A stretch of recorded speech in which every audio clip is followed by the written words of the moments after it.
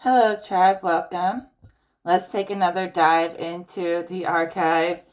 I am obsessed with my new cards. Holiest of Spirits.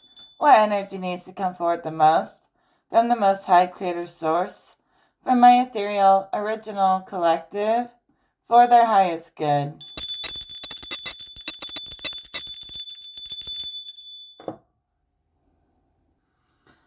Spirit wants us to talk about your connection with somebody that you care about. You may feel like you're pushing this person away. For many years, they've been a stable force in your life. They've helped you invite in positive energy and good fortune, but they're also very unreliable. As somebody that you care about, could be a friend, a family member, you can't depend on them long term. They're always switching up on you. And so the trust is broken down between the two of you. It may be hard to let go, though. You may feel like you've had a lot of good times together. The book says that the number 5 is a very unstable number. So I feel like this connection has become unstable. There might actually be a word of caution here. The book says that the 5 of Swords is potentially unfortunate card. Possible danger or need for protection. I hope that's not physical. Maybe you just need to protect yourself from some evil eye. Someone has been throwing negativity at you. Unfortunately, because it seems like this person didn't always used to be that way. Seems like the two of you were bonded. You were super close. Something shifted that broke the connection. It was so deep and it just became so surface level somehow. This person might literally be unstable and dangerous, so just be careful out there. You know, someone could be trying to push you to make risky moves that you don't want to make. The book talks about the 4 transitioning to the number 5. 4 is a grounded number. 5 is a number where something's got to change, right? So something that was once very steady is very shaky right now. I'm trying to be delicate. The 4-5 cards are therefore very much about attitude towards risk. Do we seek risk or do we try to avoid it? A certain amount of risk is simply part of being alive. To try to avoid it altogether is therefore unrealistic. On the other hand, seeking unnecessary risk can be very foolish and may jeopardize both our own safety and the safety of others. You might really need to protect yourself from not just evil eye, but, some wicked witchcraft that I'm seeing being thrown your way. When somebody is just sending you nasty energy, that's evil eye. But when someone is full on doing dark magic and witchcraft against you, you got to reinforce your protection. Get prayed up. So basically, you had a friend that was secretly like a serious enemy and had really bad intentions for you in the relationship. Keep a close connection with that creator source energy and everything will be fine. I've been praying every day. I say the Lord's Prayer, I say Archangel Michael prayer, and I say a prayer to the guardian angels. Those are the 3 that I have memorized, and I just say them like every night before bed, and sometimes I say them in the morning too. And I just feel constant communication with Creator builds stability, especially in these situations where you feel like you're being threatened for no reason or targeted. That can be scary, and don't get too paranoid. Trust me, I understand paranoia. I've been through things like psychosis and seeing and hearing things that weren't there. And I learned to master it and tune it. So when I say don't be paranoid, I understand what I'm saying. And there are some pretty wicked cults. You know, they seem to gang up against vulnerable people. They even come in disguised as loved ones or friends. And sometimes they're on assignment and you never really knew that. You never knew that these regular people could be on assignment, but they are. I see a person as like an extra in your movie, and it's not even a real person, it's just a character that the system put there to see how you would react to it. And so some of these people basically, they don't know what they're doing. They're just regular people who get taken over by the influences of the shadow forces, and they carry out their deeds without knowing it. And then there's some people who do know it, who are initiated and know exactly what they're doing. But they can use just people, regular people who are weaker of mind against you, and they can body jump them. So you've had this like your whole life. You've never known who you can trust, if they were real or not. Spirit says you are the one who brings common sense into this world of insane people. They're insane in the fact that they play these little games and carry out these missions against you. They're insane, and you're the only voice of reason that they have. It's kind of like with the number 5 here. You've turned your weaknesses into strengths. You may be the outcast sometimes, but you've turned that into being the 5th element, like the movie. You're like an alien who doesn't even speak English, yet you're the most powerful human on earth in a very silent, reserved way that no one would ever suspect. You're so unsuspecting in your power, Spirit says. And you reverse, the curses. You reverse the tides. You turn the tables, whatever you want to call it, you have reversed it. So it's almost like someone's trying to push all of this energy against you, trying to keep you down. And you're like a waterbender and you reverse the energy and send it back to them. You reverse the flow of that curse. Like I see you changing, redirecting the flow of a curse. It was supposed to hit you, and it was also supposed to hit other people. People that you actually know 100% are not agents, that they are good people. You protected them from some kind of, something, incoming energy. I'm sorry you let somebody in who really betrayed you to the fullest. I mean, they made you think they were your best friend. You could trust them with anything, and they totally used it against you. They lied straight to your face. They would have sworn up and down that they had no part in any evil agenda, yet they were like puppeteering it the whole time, making it play out the whole freaking time. They were puppeteering people against you, trying to puppeteer you and control you, and do it all while wearing a mask so that no one would know. And you let this person in. I mean, they fooled you, and that's not easy to do because you never get fooled. But it has heightened your awareness of what connections are real and how to spot these people when they come around. And you've just accepted at this point that there's always somebody who has some evil agenda against you no matter what you do. And you know it to an extent that most people don't know it. Like some people think maybe they're being targeted. You don't think about it. You know it at this point. And it's almost like so much that it becomes funny. You learn to laugh at it. You learn to make it into a big joke. But you have learned how to spot, the real from the fakers. You've learned that the hard way. But you have to be careful what you expose because you know that they could try to target you or people you love if you're not careful. And even if they seem like normal people, if they're all coming against you for no real reason, other than you're out here spreading love and kindness and truth, and they're all targeting you, it makes no sense. No matter how you swing it, it makes no sense why they would target you.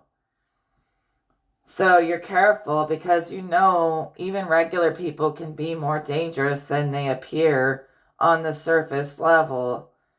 And you might have had times where these shadow cults have tried to harm people you love, or whatever it may be.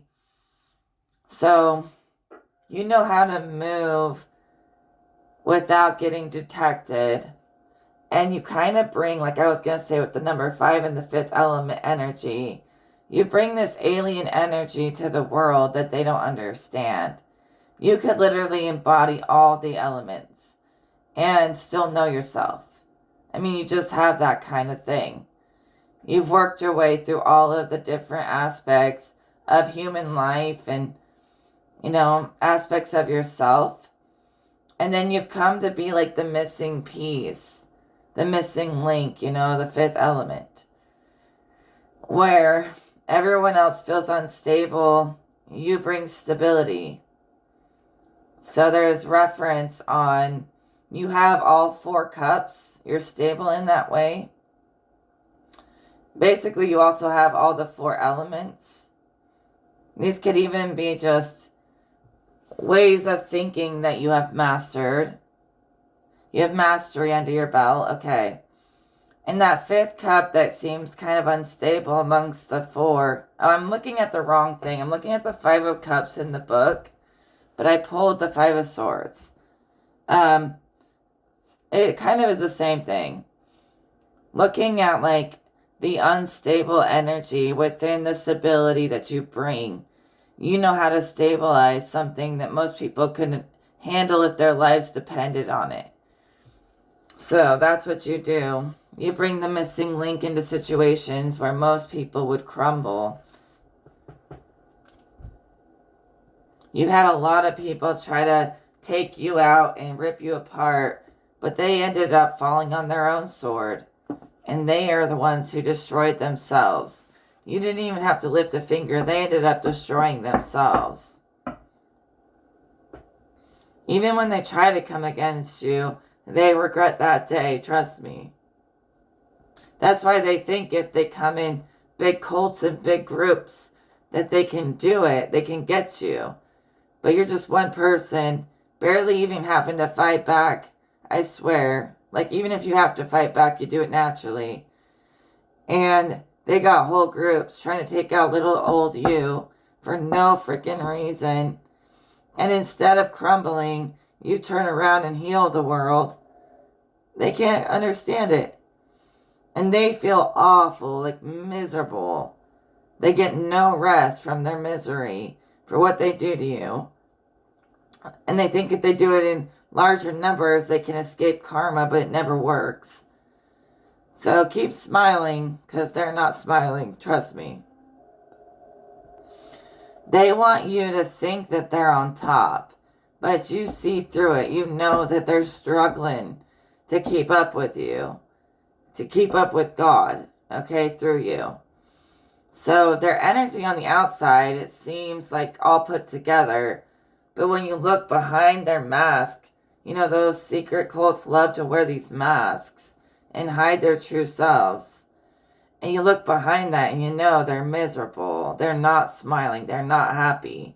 They're not happy that you're successful.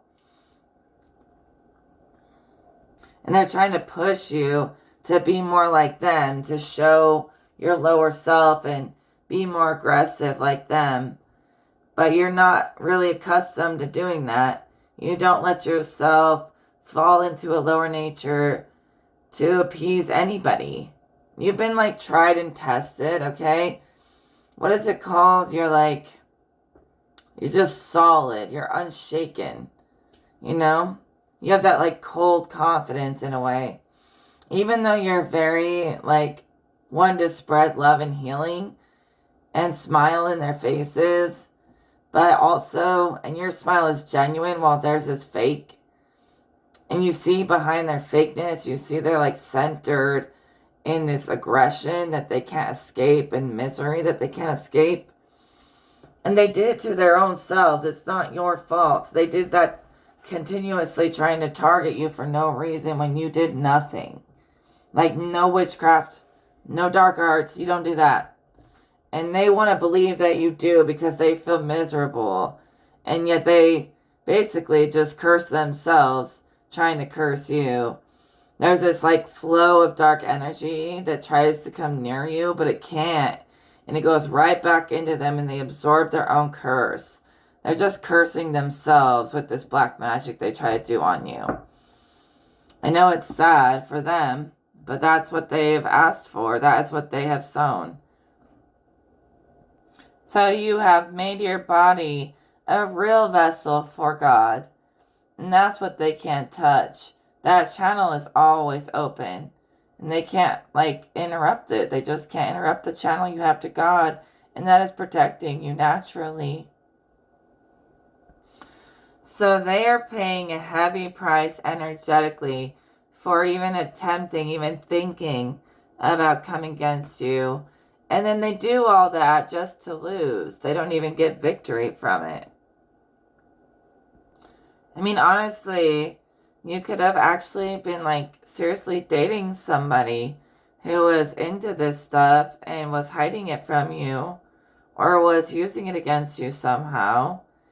And then you come to find out later on that they're like trying to do all these curses to you and that they have inside connections to secret places that you didn't know about. And suddenly the mask fell off and you realize that they had all these threads to like insider connections to secret cults. I know that sounds weird, but that's what I'm getting right now from Spirit. And I feel like you're not the type to get played like that.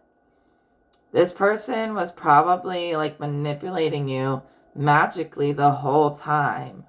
Like you could have found that you were nicer to them about their dark energy than you are to most people. You were more accepting of that side of them and their dark arts. And you never really knew why, but they were like glamoring you a little bit into accepting the spell that they were trying to put over you, or a curse, or trying to glamour you into accepting this level of acceptance for them. They wanted you to accept them for who they were, and you were way too nice about it, even overlooking all the red flags that you did see. I wonder what happened that finally made everything reveal itself fully, but something must have happened where you finally saw this person for who they really were. They could have threatened you. They could have threatened that they were going to try to curse you, whatever. They were trying to scare you because they lost control of you. Their whole assignment was to control you and keep you under control. And when they lost control of you, they were even threatening you, I see in my vision, trying to get you scared, but you were not shaken. You were not scared. You know you were covered in an anointing from God that will protect you. You have armor. You have protection naturally without even trying. And that protection comes from benevolence. Honestly, even if you don't believe in higher powers, benevolence will protect you. What you create will protect you and come back to you. How you create. But you're covered with protection, so you don't even give a second thought to their threats. But you still move with caution because you know you have people in your life who aren't as aware of this stuff as you are, and they don't have the discernment that you've gotten, and they don't have the experience that you have. So you don't want them to get hurt or body jumped or any of the stuff. You know, they don't seem to be as aware as you. So even though you're unaffected, you're still moving with caution for other people. Okay, let's move on to the next cards. I just want to lighten the energy and share this information from the book about the number 5 and the number 2 before we go into the next cards. just general information. It says the human body has 4 limbs and a head, making it analogous to a 5-pointed star. And there are said to be 5 ages of humanity: babyhood, childhood, adolescence, adulthood, and old age. Our possession of 5 fingers on each hand and 5 toes on each foot also strengthens the association, and in early times, 5 has been seen as possessing special importance. It goes on and on about 5. Okay, but basically, I see a connection to the 5-pointed star and your body. You are a very high-level being, embodying your connection to the heavens. And you don't have to be dealing with these low-level people. Release yourself of being paranoid. You know, they've been on your back, like sweating you for a long time. You don't have to worry about that with everybody you meet. Some people are here from God, and they see you. So don't live with, like, looking over your shoulder all the time, you know? Just trust. Settle into knowing that you're safe. Settle into it a little bit. Because even I can tell you from my experience that I have pushed the system, pushed back, and said all kinds of things against it, and they never do anything. You know, they have to let us speak. But I do want to say that I feel like they're capable of doing much evil. And I don't want to push and push and push it to see what they're capable of. Because I think you, of all people, know what they're capable of. And you respect that. But also, it's like they can't do much. But if they get mad enough, they'll start threatening you. They'll try. And sometimes they will. I mean, they will do something. But the thing is that they've never harmed me or my loved ones, no matter what I've done. But sometimes I feel like the attack, like they're threatening, like they're really gonna do it, but they never really do. So I think they just try to get you really scared, and then they feed off your fear. It's really weird, you know? It's just a big trick on the mind. Some more energy of you as the star, you as the anomaly, the missing link. And I wanted to read something interesting about the number 2, because this makes sense with what I see in visions. All right, let's lighten the energy. And that person that you were dating was likely cheating on you, just saying. Or they were just really lying to you behind your back, running around, doing who knows what. But they were being very, very sneaky in my vision. Like, way beyond what you even know. Like, making secret meetings and phone calls and stuff. Like, that's trippy. I mean, I'm reading an energy that doesn't belong to me, but that's what I'm seeing. Then again, maybe I've had these people in my life too. Who knows? Okay, let's read the number 2. Just to lighten the energy. Okay, the number 2 represents the first divergence from the unity represented by the number 1. So we separate from unity when we step into number 2. As such, it marks the first opportunity for diversity and conflict. Yeah, so stepping out of oneness into dual natures, conflicts, and diversities. On the other hand, it also represents the first flowering of the creative principle. Yeah, through the diversity is how we create. As stated in Hinduism, the first must give rise to the 2. The 1 must give rise to the 2. I can't say anything right today. The 1 must first give rise to the 2 before the manifest world can come into being. So the 2 is born from the 1. 2 is therefore a symbol for fertility, for male and female, and also for that part of ourselves that enables us to turn and look at ourselves. So we can now see outside ourselves when we're in the two. And the one is the source, and the two we can experience.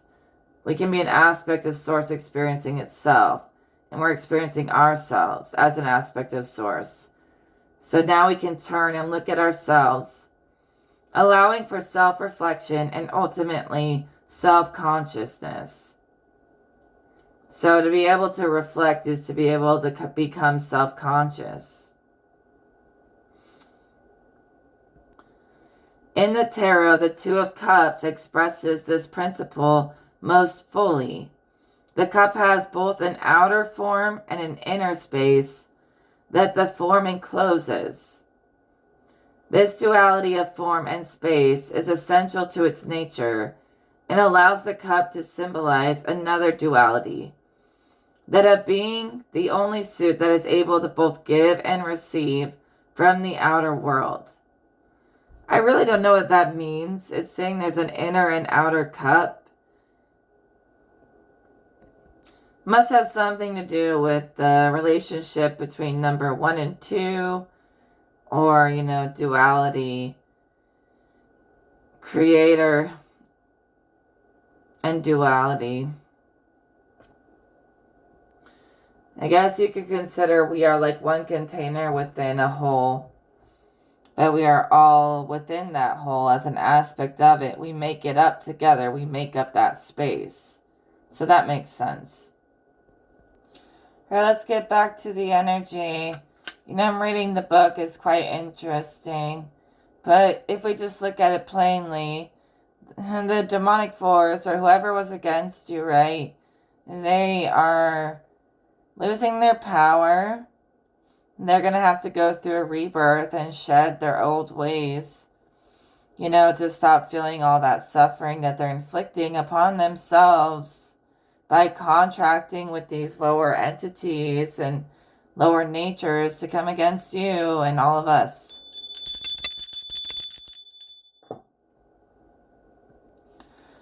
Now, I'm not saying they're going to literally pass away, but the cards are what the cards are. You can take it literal or not. But I do think I have had a vision recently that this witchcraft they're doing does take years off their life. I mean, it really does suck life out of them. And it can shorten their lives doing that kind of dark shit. It's draining them of all their life force energy doing that shit. And they can't accept that it doesn't work. They can't accept defeat. They want to have all the power to manipulate people and to manipulate the world. And they can't accept that it's not godly, it's not good. And they want to think they are God, but they just cannot accept that what they're doing is not of God. Although the book is contradicting my theory, talking about the devil as a force of resistance that is necessary for us to progress. What do you think of that? Let's read it. See, these people against you only care about the material world. So they'll do anything for more riches, more status, whatever they may desire. They'll do anything for it. You, my friend, live beyond the desires of the flesh, and that's why they can't touch you. But they feel so bound to their desires that it's torturing them, not you, right? Spirit keeps saying that. I know it seems a little intense, but I'm an oracle. I'm here to say it like it is. The book says that the devil is traditionally in the medieval mind, the devil was a living force of evil, much to be feared. However, in modern tarot decks, the meaning of this card is more in line with Kabbalistic thought, which sees the devil as the tester or the quality controller, the negative force that provides the challenges and the hardships against which we have to strive in this life. Without an active negative force, there would be nothing to strive against, and therefore no chance to progress. In this card, the devil holds up his left hand to halt progress, as he challenges us to look deeper into ourselves and examine our motives for self-development. As a warning, he keeps two people who have failed his test chained to the plinth on which he sits. When you work with this card, ask yourself, am I sure that I am not simply choosing this path for the sake of personal power and gain? It is only by facing your dark side that you can infuse it with the power of light. So something is making these people feel chained to these demonic forces. This is not my people. This is all of their servants, all their puppets, all their agents that come against you. They're chained to this dark force, this aggressive force. It's not natural. Natural resistance sure will build you, make you better, but forced resistance at every turn. Now they're trying to play the devil. They tried to play God, they're also trying to play the devil. If we consider that there's a natural adversarial energy that helps us evolve, okay, then that's the devil. And it only does what is necessary. It doesn't do anything much beyond that, right? It's these evil people even trying to play God and the devil where it goes beyond what is necessary. And they try to inflict suffering to get their way. Or they try to make up fake gods to get their way. They'll do anything to get their way. Even in this moment, in this channeling, even Satan isn't here to cause suffering. It's only help you, teach you more about your own darkness so you can learn more about your own light.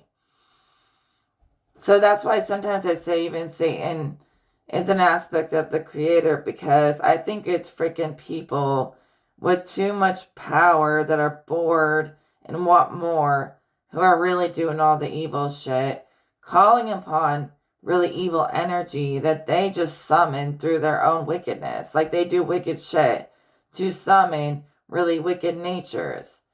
Otherwise, none of this stuff would even be around unless these people weren't summoning it all the time.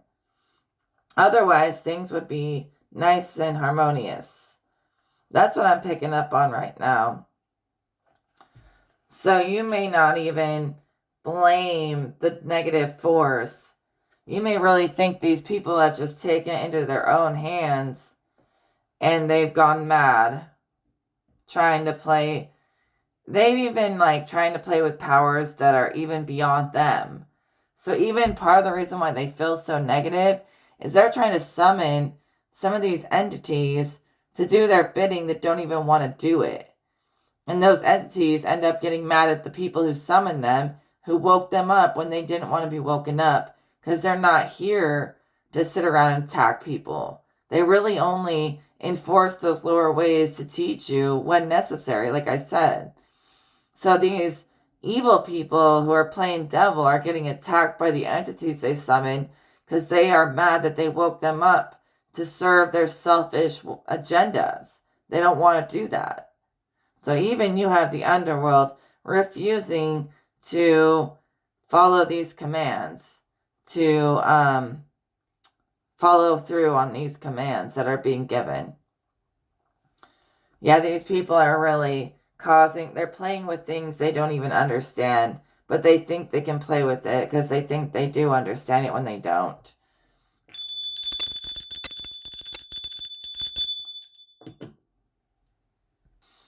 So in some way or another, there's got to be some shedding of old layers, old skin, basically about how we view this energy. And I think this book has helped with that.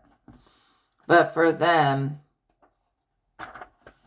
they're really not in good shape. I know it's weird when people sit there and say, oh, people are miserable and suffering and feeling karma. I don't always like when people do that.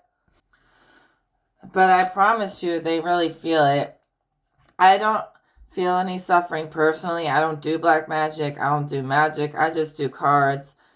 and a little bit of channeling and stuff like that, but I keep it very light. And these people, they're doing it to their own dang selves. That's the thing. If they would just leave other people alone, like leave good people alone, they might be able to release themselves from those chains, but they just can't stop. So I can't feel anything. I feel great, but I see a vision of it. I see a vision of them like suffering. And it actually, I don't like to see people suffer, but Spirit says it's okay because they did it to themselves. They inflicted it upon themselves. And they're going to have to feel the pain until they stop treating other people that way. They're feeling the pain of their own actions. You know, no one is doing it to them but themselves. And until they start treating other people the way they want to be treated, that's not going to stop until they do that. It's really simple. So, however you want to look at it, shedding of the old ways could benefit anybody, everybody. Start over, try again for them. It's like they need to go back to the drawing board and try again because what they're doing is not working. And they need to try it again to do it with God's way, like God's way, okay? They really don't know what they're doing. And they think they have it all figured out, like to a perfect calculation. They don't know anything. But the shedding of the old mistaken views of reality could be a good thing for anybody here, anybody in the whole world. And that's what the death card talks about. It talks about being reborn as a traveler. It links up with the energy of the Hanged Man.